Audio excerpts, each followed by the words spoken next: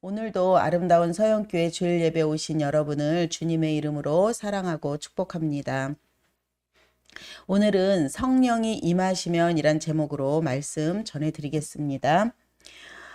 예수님이 공생의 사역을 본격적으로 시작하면서 세례 요한에게 세례를 받으실 때 성령이 임했습니다. 그리고 성령의 능력으로 모든 사역을 감당하셨습니다. 예수님이 부활 승천하시면서 제자들에게 성령을 보내주신다고 약속을 하셨는데 그들 역시도 성령을 받은 후에 예수님처럼 성령의 능력으로 본격적인 사역을 시작하게 될 것입니다. 제자들은 예수님께서 예루살렘을 떠나지 말고 성령을 기다려라, 약속하신 성령을 기다리라고 하신 말씀대로 성전과 다락방에서 찬양과 기도를 하며 성령이 임하기를 기다렸습니다. 누가복음 24장 53절을 보면 늘 성전에서 하나님을 찬양하니라. 또 사도행전 2장 2절에 그들이 온 집에 가득하며, 그곳에는 11 제자와 또 여자들, 예수님의 어머니 마리아, 그리고 예수님의 동생들을 포함해서 120명이 더불어 마음을 같이하여 기도했습니다. 여기서 더불어 마음을 같이하여 라는 말은 단순히 이렇게 같은 모임에 소속되어 있는 것이 있거나 이렇게 활동을 같이 한다는 것을 넘어서 그들은 마음을 같이 하고 한 목적, 그러니까 성령이 임하기를 끈질기게 지속적으로 간절히 기도하고 기다리며 있었습니다. 드디어 오순절에 성령 강림 사건이 이루어집니다. 사도행전 1장 8절, 오직 성령이 너희에게 임하시면 너희가 권능을 받고 예루살렘과 온 유다와 사마리아 땅끝까지 이르러 복음을 전하리라, 증인이 되리라고 하셨는데, 이것은 사도행전 전체 그 제목과도 같은 구절입니다. 하나님은 왜 성도들에게 성령의 은사와 그 능력을 주실까요? 오늘 본문 말씀을 통해서 오순절 성령 강림의 의미를 살펴보겠습니다. 첫 번째로 먼저 성령이 임하면 하나님의 약속은 이루어집니다. 제자들은 하나님께서 성령을 보내신다고 약속하셨기 때문에 반드시 이루어 주신다는 믿음을 가지고 서로 격려하며 마음을 합해서 끈질기게 기도했습니다. 예수님이 성령이 임할 때까지 예루살렘을 떠나지 말고 기다리라고 명령하신 말씀대로 한 장소, 그러니까 성전과 집을 오가며 찬송하고 기도하며 성령을 기다리고 있었습니다. 하나님은 때가 되면 약속하신 것을 반드시 이루십니다. 우리 역시 언제나 하나님의 약속의 말씀을 신뢰하며 힘써 기도하고 균형 잡힌 신앙생활을 하며 기다려야 합니다. 초대교회의 성도들을 볼 때 하나님이 약속을 하셨다고 해서 그 기도할 필요가 없는 것이 아님을 우리는 배울 수가 있습니다. 그 하나님의 약속이 성취될 때까지는 끈질기게 기도하는 것이 바로 우리의 역할입니다. 창세기 13장은 하나님이 자식이 없는 아브라함과 그의 후손에게 이 땅, 즉 가나안 땅을 허락하신다고 말씀하셨습니다.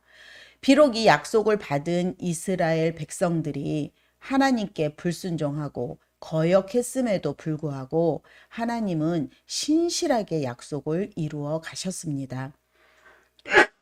우리는 고난 가운데 있을 때 하나님의 약속을 의심할 때도 있지만 그 고난이 지나고 나면 삶의 고난이 하나님의 뜻을 이루어가는 과정이었음을 깨닫게 됩니다.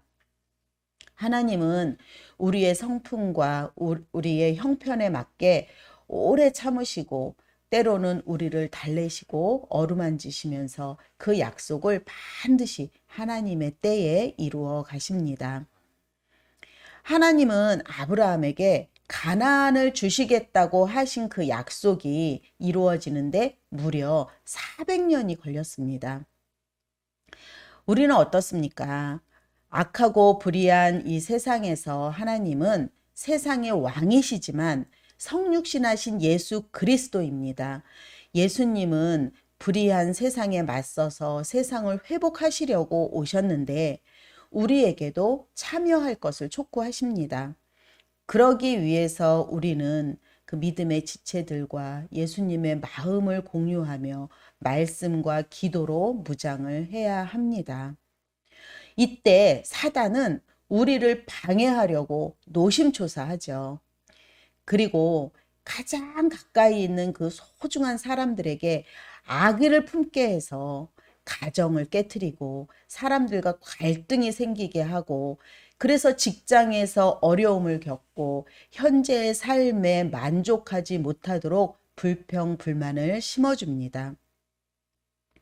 또한 거짓으로 상대방을 속이고 나만 잘하면 된다는 그 욕심과 이기적인 마음에 기쁨과 감사를 빼앗겨 버립니다. 이것은 우리의 내면에 자리 잡고 있는 자만과 욕심과 그 우리의 지적 허영심이 사단에게 이용당하는 것입니다. 하나님은 이렇게 불의한 세상을 구원하시기 위해 희생 제물로 예수 그리스도를 이 땅에 보내주셨습니다. 예수님은 우리의 죄를 대신해서 십자가에 못 박혀 죽으심으로 약속을 성취하셨습니다. 이보다 더 큰 약속이 어디 있겠습니까? 1절에 오순절이 되어서 예수님의 제자들과 가족들은 다 같이 한 곳에 모여 있었습니다. 그때 갑자기 하늘에서 세찬 바람이 부는 듯한 소리가 나더니 그들이 앉아있는 온 집안을 가득 채웠습니다. 오순절은 유대인들의 3대 절기인 유월절, 오순절, 초실절 중에 초막절 중에서 초막절 중에 하나인데, 유월절이 지나고 7주째 되는 날인데 구약에서는 이 절기를 추수의 절기라고 합니다.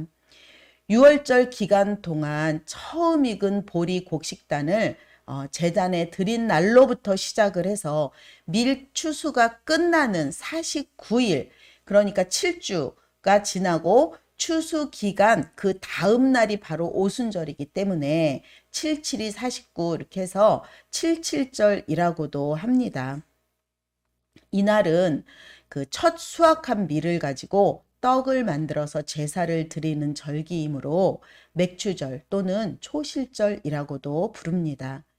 그러나 1세기 경에는 그 오순절이 언약갱신을 위한 절기로 지켜졌는데, 왜냐하면 모세가 시내산에서 율법을 받은 날이 바로 오순절이기 때문입니다. 그 흩어져 있던 유대인들은 그들의 그 3대 절기인 유월절과 오순절과 초막절 때마다 예루살렘으로 이렇게 모여서 처음 익은 밀과 보리로 떡을 만들어서 성전에서 제사를 드렸습니다. 예수님 당시에 예루살렘에는 그 10만 명 정도가 유월절 행사에 참여했다고 합니다. 또한 이 오순절이 중요한 이유는 예수님이 오심을 기준으로 해서 옛시대와 새시대를 이렇게 구분하는데, 그 옛시대와 새시대를 구분하는 그 또 다른 기준이 바로 오순절 성령 강림 사건입니다. 구약은 시내산에서 임하신 하나님이 이스라엘 민족과 언약을 세울 때 모세만 하나님의 언약을 들었었습니다. 그러나 이제는 제자들을 통해서 여러 나라 말로 하나님의 큰 일, 즉 복음을 듣게 된 것입니다. 이것은 구약에 예언된 약속이 오순절 성령 강림 사건으로 성취된 것입니다. 이사야서 32장 15절, 마침내 위에서부터 영을 우리에게 부어주시리니 광야가 아름다운 밭이 되며 아름다운 밭을 숲으로 여기게 되리라. 또 요엘 2장 28절을 보면 그 후에 내가 내 영을 만민에게 부어주리니 너희 자녀들이 장래일을 말할 것이며 너희 늙은이는 꿈을 꾸며 너희 젊은이는 이상을 볼 것이며, 32절, 누구든지 여호와의 이름을 부르는 자는 구원을 얻으리니 이는 나 여호와의 말대로 시온산과 예루살렘에서 피할 자가 있을 것이미요 남은 자 중에 나 여호와의 부름을 받을 자가 있을 것임이니라. 아멘. 오순절 성령 강림 사건은 새로운 성령의 시대가 열렸음을 알리는 사건입니다.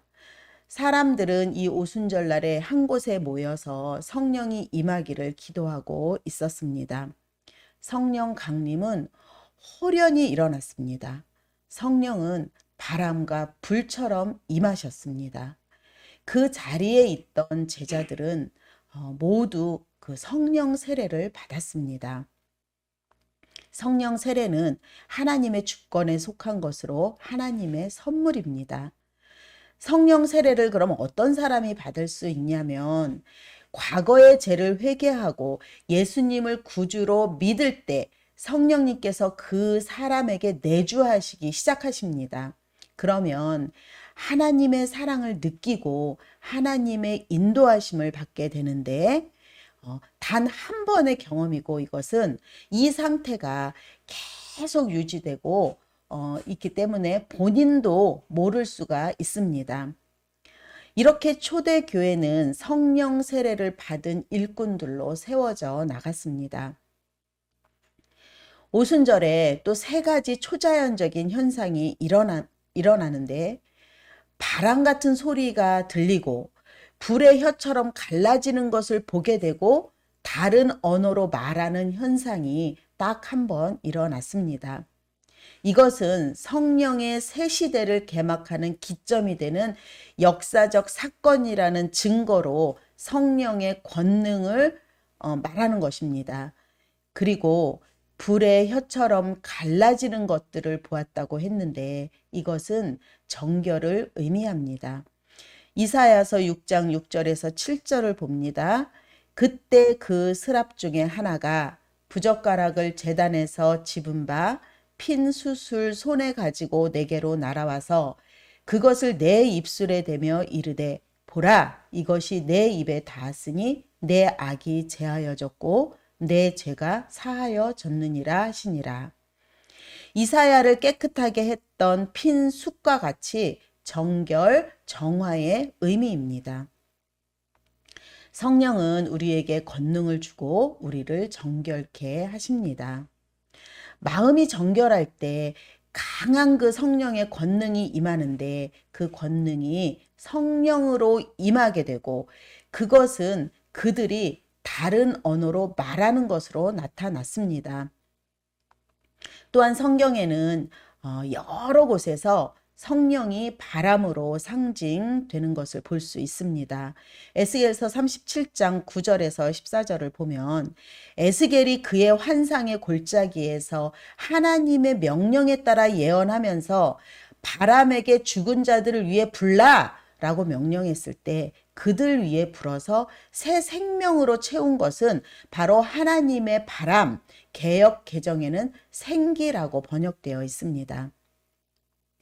예수님은 아마도 에스겔의 환상을 빗대서 밤중에 몰래 예수님을 찾아와 그 영적인 일에 대해서 질문을 했던 니고데모에게도 요한복음 3장 8절에 바람이 입으로 불매 내가 그 소리를 들어도 어디서 와서 어디로 가는지 알지 못하나니 성령으로 난 사람도 그러하니라 라고 말씀하시며 성령이 하는 일을 바람에 비유하셨습니다. 과학이 이렇게 발달한 지금도 바람의 흐름을 제대로 파악하지 못하고 있습니다. 2000년 2월 미국 플로리다 근방에 거대한 회오리 바람, 토네이도가 발생해서 수십만 명이 죽거나 다치고 수백 채의 집들이 휴지 조각처럼 날아갔습니다. 하지만 아직도 토네이도가 어디서 어떻게 발생되었는지 규명해내지 못하고 있습니다. 성령도 이렇게 바람처럼 보이거나 만져지지 않습니다. 그러나 바람처럼 성령이 임하면 이전에는 깨닫지 못했던 그 죄에 대해서 민감해지고 또 십자가의 주님을 바라보며 회심하는 그 내적인 변화가 생깁니다. 그러면 우리의 그 부정적인 입술이 감사로 변하게 되고 겸손한 모습으로 변화되어서 높아졌던 마음이 섬김의 자리로 낮아지는 모습을 보면서 성령의 임재를 확인하게 됩니다.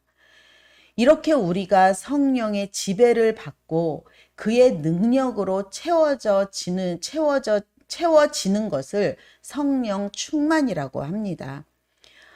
성령 세례와는 다르게 성령 충만은 반복적으로 우리가 경험하게 되고 소멸되기도 합니다. 그렇기 때문에 내 뜻과 내 의지가 아닌 성령님의 다스림을 받도록 늘 성령 충만을 사모해야 합니다. 이렇게 성령으로 철저히 지배받고 성령 충만한 상태가 되면 우리가 일상생활에서 그리스도의 성품이 나타나게 됩니다. 우리는 상처를 받지 않으려고 사람들을 경계하고 나에게 도움이 되는 사람들과는 교제하려고 하고 이것저것 계산을 하죠. 또 다른 사람에게 친절을 베풀고 싶어도 혹시 그 친절을 베푼 손이 부끄러워지지 않을까 걱정하며 아예 그 도움의 손길을 뻗지도 않습니다. 그러나 성령 충만한 상태가 되면 모든 것이 감사로 변하고 은혜임을 깨닫게 됩니다. 그리고 성령의 인도하심에는 이것저것 계산하지 않습니다. 손해를 좀 보더라도 기쁨으로 감당할 수 있습니다. 그렇게 하다 보면 우리의 신앙은 성장하고 더욱 성숙해져서 담대히 복음을 전하게 되고 또 성령의 9가지 열매, 사랑, 희랑, 화평, 오래 참은, 자비, 양성, 충성, 절제, 온유 그런 성령의 9가지 열매를 맺게 됩니다. 초대교회 사람들이 급하고 강한 바람 같은 소리를 들었듯이 우리에게 성령이 임하면 말씀이 들리고 불의 혀처럼 갈라지는 것을 보았듯이 국률한 마음이 생겨서 다른 사람의 필요를 볼 수 있는 눈을 뜨게 됩니다. 마치 누군가 나의 옆에서 내 얘기를 들은 것처럼 하나님의 말씀이 내 말씀으로 다가오죠. 그래서 말씀으로 위로를 받기도 하고 또 깨닫기도 하고 또 경우에 따라서는 필요를 따라 기도한 것들을 공급받기도 합니다. 제가 전에 차세대 사역을 할 때 이제 선생님들에게 생일이 되면 그 책 한 권씩을 이렇게 선물을 했습니다. 그날도 생일인 선생님에게 책을 이제 선물하려고 서점으로 오라고 얘기를 했는데 그 선생님이 친구를 한 명 데리고 왔습니다. 제가 그 친구에게도 이제 책을 사주고 싶은 마음이 들어서 같이 책을 사줄 테니 한 권 골라보라고 했더니 아유, 이게 미안하다고 이렇게 극구 사양을 하더라고요. 그래서 그러면 내가 골라주겠다고 이렇게 얘기했더니 사실은 제가 읽고 싶은 책이 있었는데 그러면 이제 그 책을 사겠노라고 해서 그 책을 이렇게 사줬습니다. 며칠 뒤에 그 자매에게 이제 연락이 왔는데 이렇게 얘기하더라고요. 사실은 제가 꼭 읽고 싶은 책이 있어서 하나님께 기도했습니다. 하나님, 내가 이 책 너무나 읽고 싶은데 이 마음 하나님이 주신 마음이니 다른 사람을 통해서 선물 받아서 읽고 싶어요 라고 계속 한 주간 동안 성령님의 도우심을 구하고 있었다고 합니다. 그런데 그 주일날 제가 이렇게 선물을 해주니 하나님의 응답이라며 감사하다는 얘기를 제가 들었습니다. 무심코 내가 베푼 그 작은 친절이 다른 누군가에게는 기도 응답이 된 것입니다. 성령의 역사가 이렇게 놀라운 것은 누군가의 기도를 들으신 하나님께서 또 다른 누군가에게 자원하는 마음을 갖도록 성령을 통해 말씀하시고 모든 것이 협력하여 선을 이루게 하십니다. 요즘에 우리 김영배 목사님께서도 그 푸드뱅크에서 봉사를 하시면서 그 맛있는 빵을 나누고 계십니다.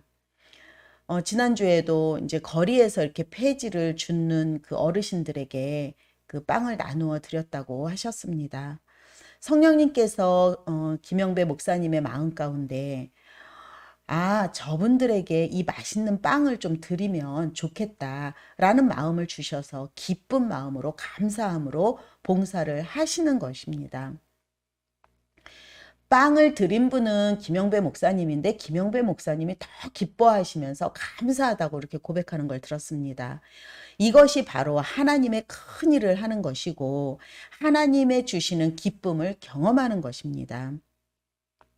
사랑하는 여러분, 사람에게 집중하지 마십시오. 성령님께 집중하십시오. 사람들의 반응에 신경을 쓰다 보면 여러 생각으로 이렇게 복잡해집니다. 그래서 이 일을 해야 되나 말아야 되나 고민을 하게 되고, 우리 김영배 목사님도 내가 이 빵을 이분들에게 드렸을 때 좋아할까? 신뢰가 되지 않을까? 이렇게 생각하실 수 있습니다. 그러다 보면 하지 말지 뭐 이렇게 생각하게 되는 거죠. 또 나는 하나님의 언약 백성이니 모든 것이 만사 형통이야. 뭐 불편함이 없어. 나는 구원받았으니 기도할 필요도 없고 내가 뭐 다른 거 신경 쓸 필요가 뭐가 있어. 다른 사람 신경 쓸 필요 없어. 그냥 교회 가고 그냥 믿기만 하면 되지. 하나님은 선하신 분인데 뭐가 걱정이야. 설마 나에게 뭐 어떤 나쁜 일이 생기게 하시겠어? 라고 생각할 수 있는데 이것은 실제로 하나님을 믿지 않는 것과 같습니다. 아니, 하나님이 없다고 하는 것과 같습니다. 다른 사람이야 어떻게 되든 나만 잘 살면 되지. 세상 신경 쓰지 말고 다른 사람 돌아볼 필요도 없어. 교회에서는 이것저것 따지지 말고 그냥 믿으면 돼. 그러나 세상은 녹록지 않습니다. 악이 존재하기 때문에 우리를 하나님으로부터 떨어져 나가게 하려고 사단은 우는 사자같이 삼킬 자를 두루 찾고 있는데 우리는 한가하게 아무 문제 없다고 안주하면 안 됩니다. C.S. 루이스는 이것을 순전한 기독교에서 물탄 기독교라고 불렀습니다. 이것은 아주 미성숙하고 어리석은 생각입니다. 우리도 초대교회 성도들처럼 기도와 찬양으로 균형 잡힌 신앙인의 모습으로 살아가야 합니다. 성령의 세미한 음성에 늘 귀를 기울이십시오. 그리고 그 음성에 반응하시는 아름다운 서영교회 성도님들 되시기를 간절히 바랍니다.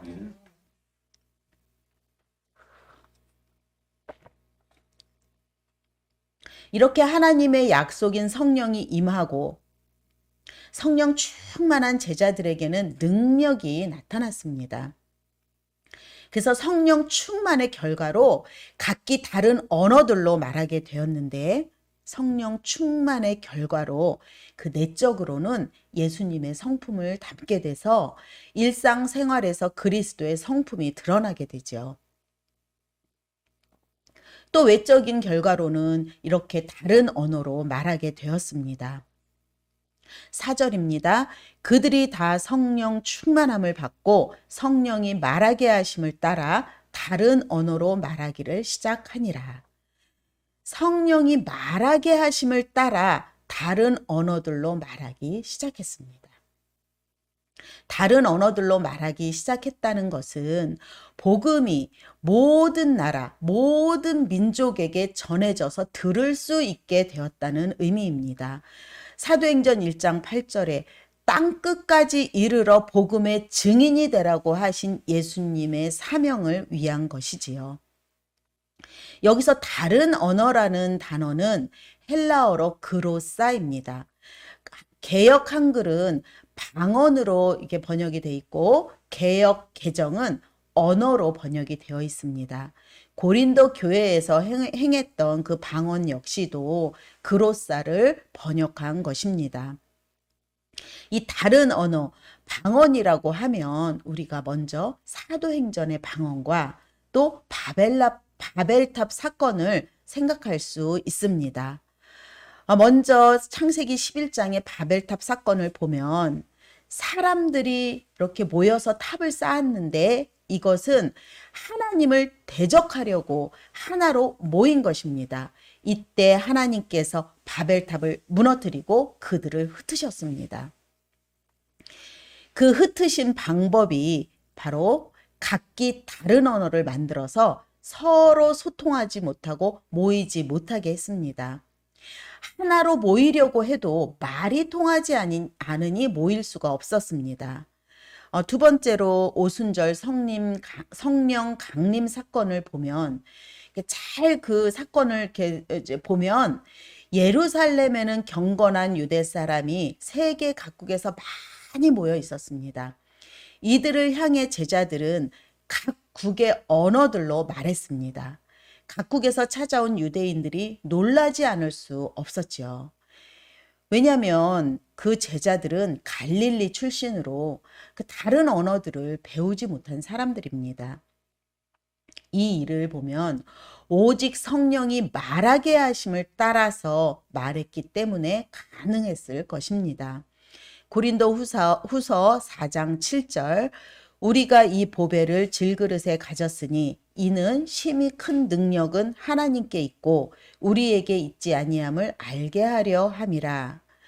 우리는 질그릇과 같은 연약하고 부족한 존재이지만 우리 안에 하나님의 능력인 귀한 보배를 가졌으니 세상에서 강한 존재가 될 수 있다는 것입니다. 아멘.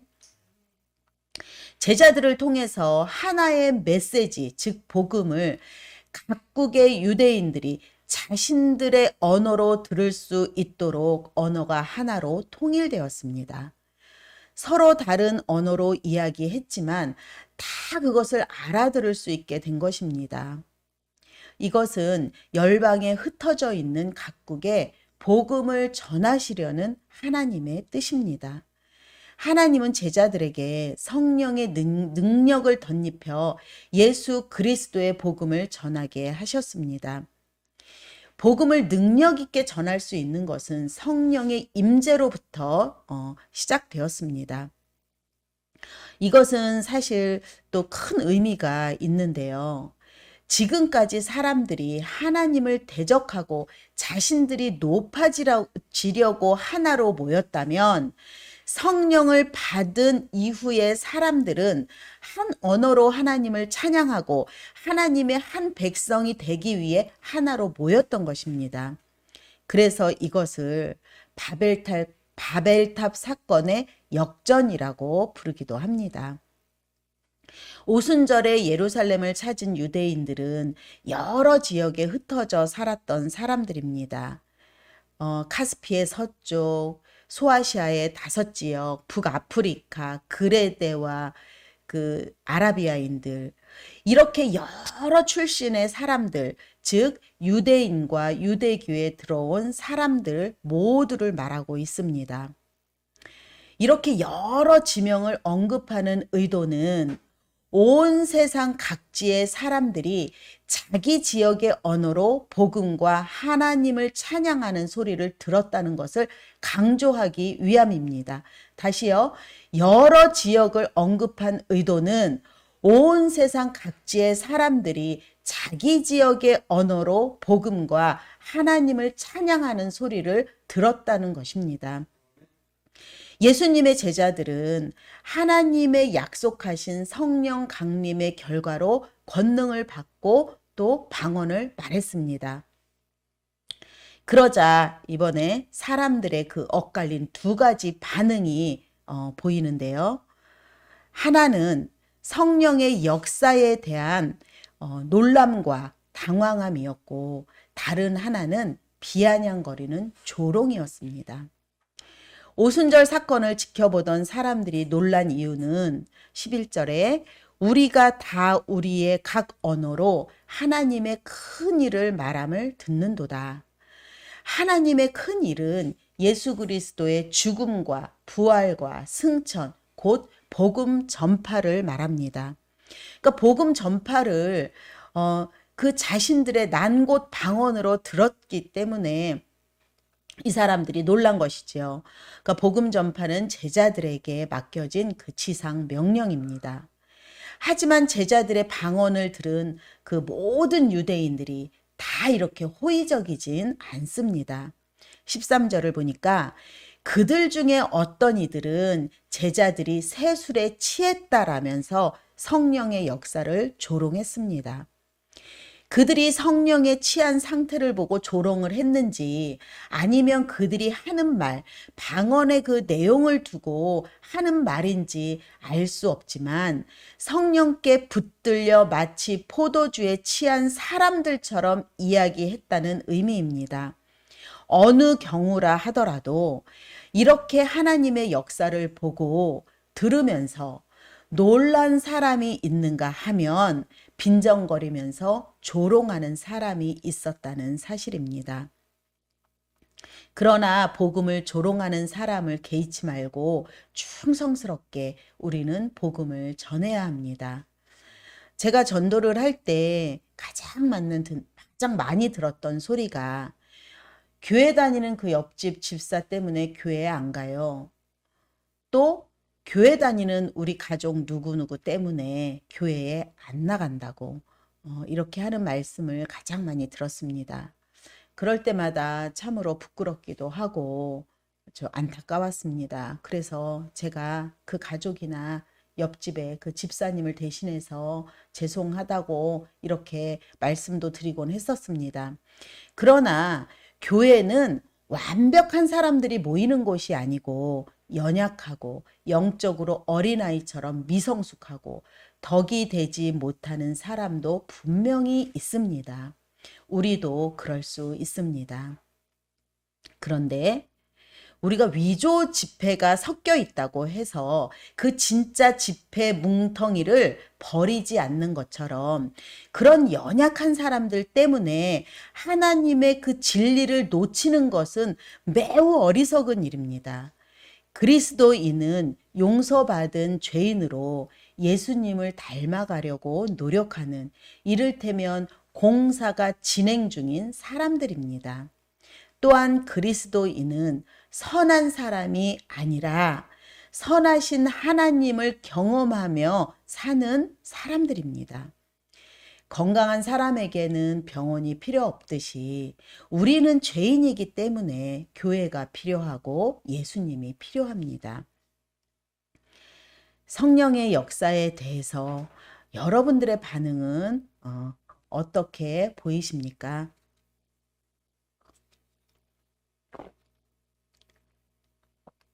성부 하나님이 계획하신 구원의 역사를 성자 예수님이 십자가와 부활로 이루셨고 성령님은 그것을 사람들에게 적용하는 일을 하셨습니다. 사랑하는 여러분, 우리 예수님의 제자들이 성령의 약속을 따라서 성령으로 충만하여서 성령의 말하게 하심을 따라 복음의 증인이 되었습니다. 일상 가운데 늘 우리를 찾아오셔서 우리에게 속삭이시는 성령님과 동행하고 계신지요? 부족하고 연약한 우리를 탓하지 않으시고 늘 옆에서 도우시고 지지해 주시고 우리에게 생명을 주신 성령님을 생각할 때 가슴 벅찬 기쁨이 있습니다. 지금 여러분에게 건강 또는 인생의 문제들이 압박해와도 세상 끝날까지 우리와 함께 하신다고 하신 성령님의 그 약속을 믿으십시오. 그리고 성령님이 시키시는 대로 행하며 세상 고민 내려놓고 성령님의 인도하심을 따르십시오. 그러하면 이전에 알지 못했던 새로운 응답을 발견하게 될 것입니다. 한 주간 우리의 작은 신음에도 응답하시는 주님을 바라보는 아름다운 서영교회 성도님들 되시기를 간절히 바랍니다. 아멘. 기도하겠습니다.